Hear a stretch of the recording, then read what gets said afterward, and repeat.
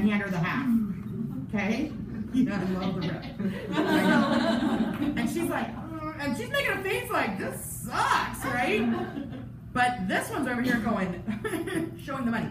It's such a good visual. Yeah, it is. The reason it's good right now is, do you know how many people are going and getting seasonal jobs? Yes. Yeah.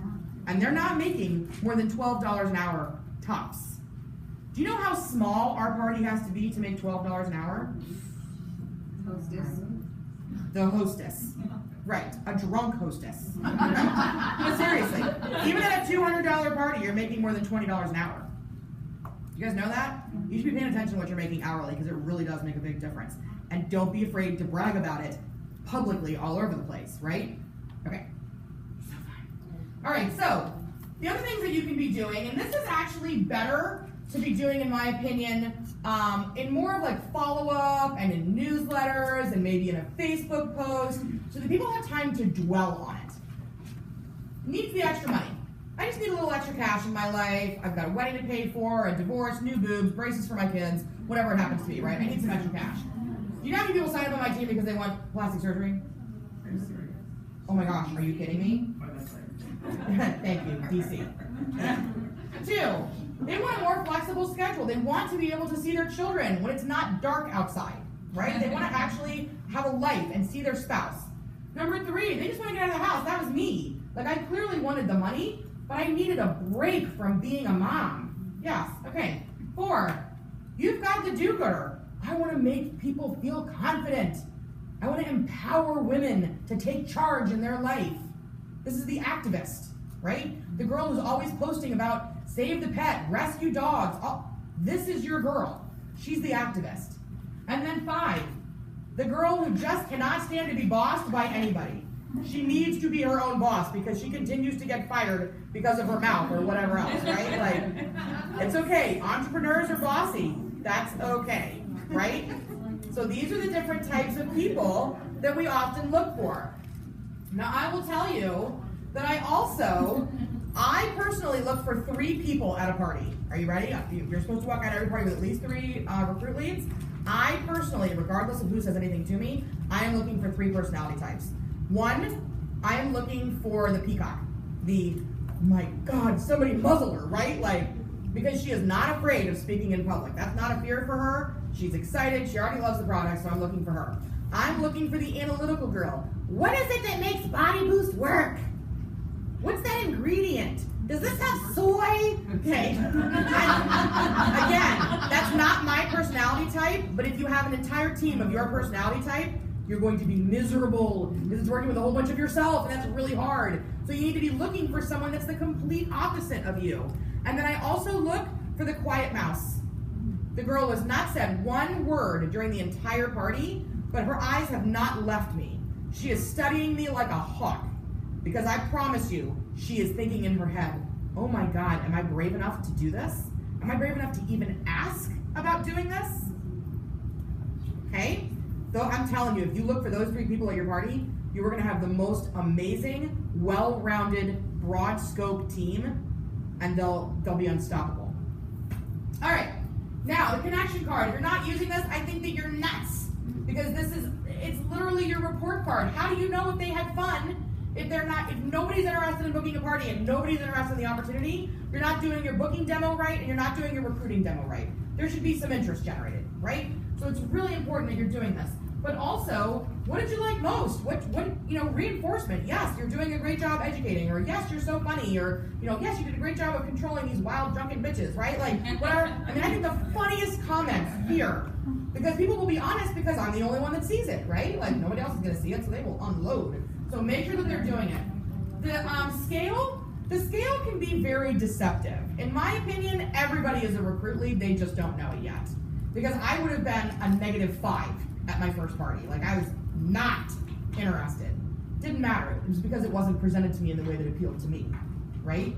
So everybody's a recruit lead. However, when you play that 8-question game and you ask those 4 questions, when you get that circled yes or even the maybes, I promise you're gonna have more leads. Okay, stop being cheap and not sending people home with professionally printed materials. Pure Romance, I'm telling you, the marketing department They're the ones that come up with those killer t-shirts that we always have. They come up with the memes. I mean, like, did you see the one that was just released this week with the "What's your signature scent"? Did you guys see that? Yeah. Oh, are you kidding? It's magical. So they created a recruiting brochure for us. It's a little trifold thing. It's small. It fits in a regular size envelope, and clearly it fits in a shopping bag to go home. Every single person should go home with this. Because I will tell you, it took me 48 hours to pluck up the nerve to go back to the person that actually signed me and say I'm in. The letter, the number, everything. I was like, oh, I got a letter. But I was looking for the loophole. I was looking for there's got to be a catch. How are they going to get me, right? And so I read everything that she put in my bag. This amazing recruiting with stories about consultants, and they went this, and they paid off this debt, and they paid these medical bills. And I was like, oh, I love all of these. This stuff, the warm, touchy-feely, and the numbers, you put them together, and they're unstoppable. We didn't have Facebook when I started, which is why you will see me post warm, touchy-feely stuff about my kids and my family publicly, because I'm trying to tap into them that way. They're getting the numbers from me all the time, but I want them to see the human side of this, right? Start with something printed. Okay, when somebody expresses interest in your shopping room but they're not ready to sign up right now, here is where 99% of consultants are dropping the ball and losing recruits. You don't go any further.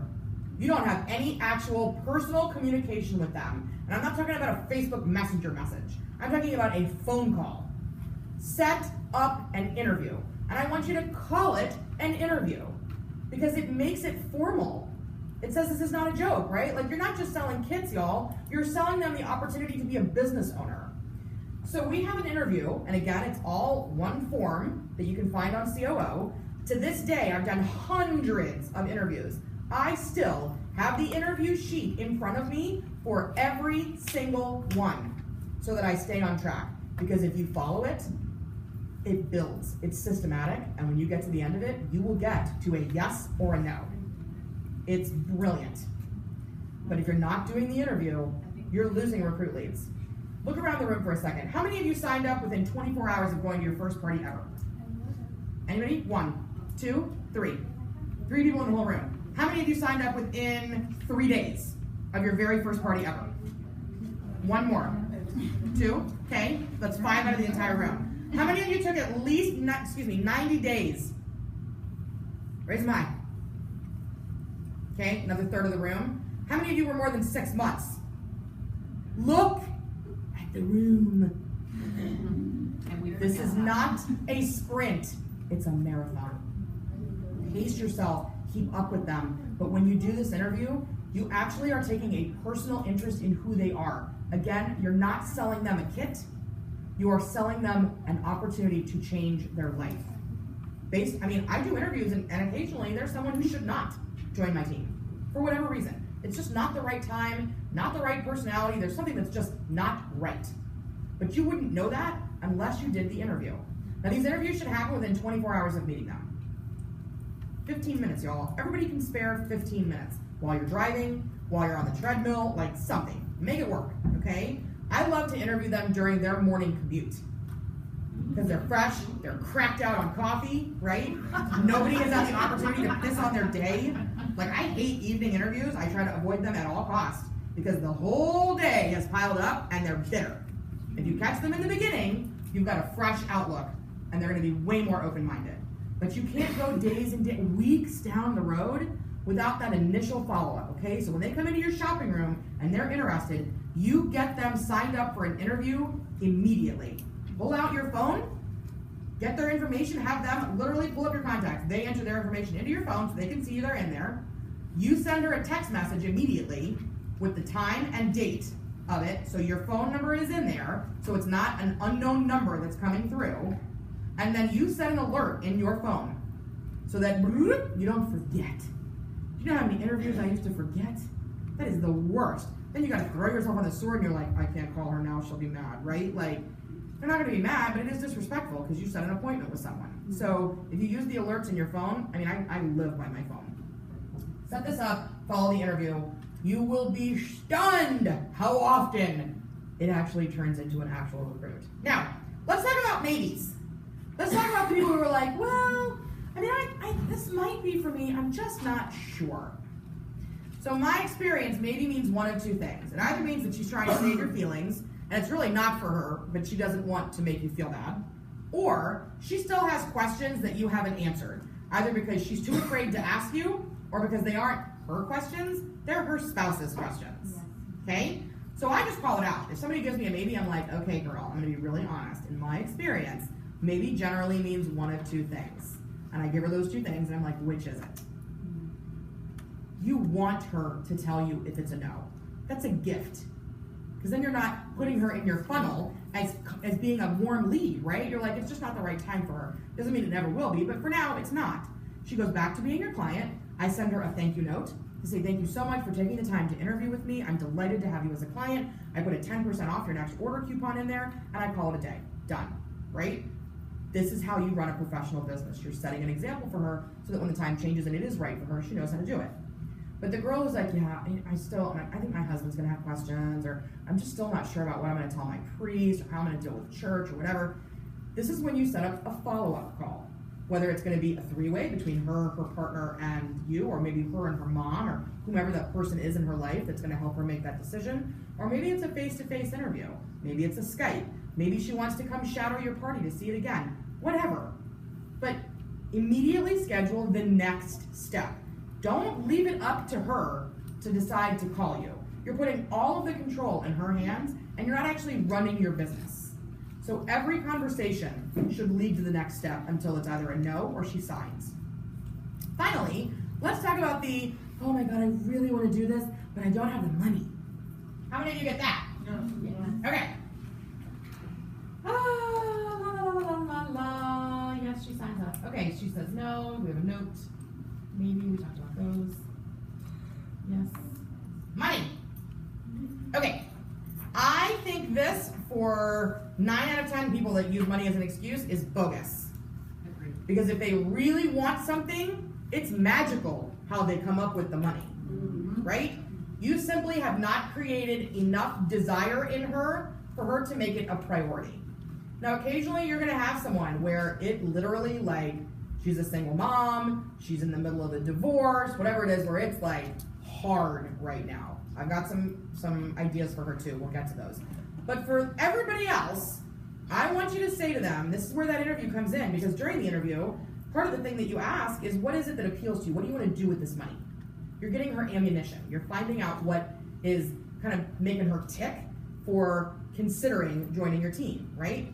So let's say she's like, no, I have always wanted to take my family on a great vacation. I'd love to take my mom and my brother and everybody and just have one big family vacation. And we can never, ever make that happen. Nobody ever has enough cash to make it happen, okay? That's what she's told me during the interview process. So when she tells me I don't have any money, I say to her, okay, so you know that big family trip that you really want to take? Yeah?